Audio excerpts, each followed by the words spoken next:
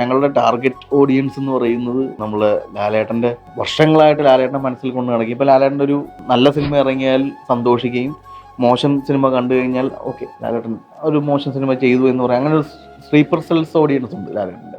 അവർ ഓൺലൈനിൽ വന്നിരുന്ന് എഴുതി വിമർശിക്കുകയൊന്നുമില്ല.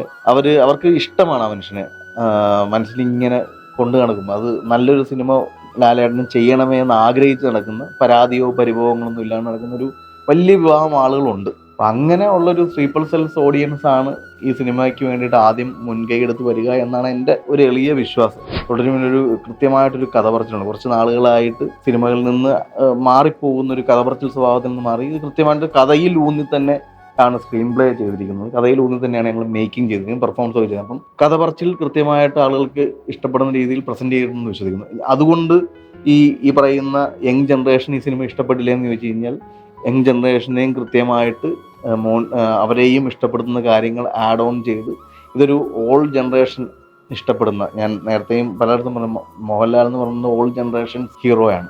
അപ്പോൾ അങ്ങനെയുള്ള എല്ലാ ജനറേഷനെയും തൃപ്തിപ്പെടുത്തുന്ന രീതിയിൽ ആ സിനിമ ചെയ്യാൻ ശ്രമിച്ചിട്ടുണ്ട്. അപ്പം മാർക്കറ്റിംഗ് സ്ട്രാറ്റജി വൈസ് ഇതാണ്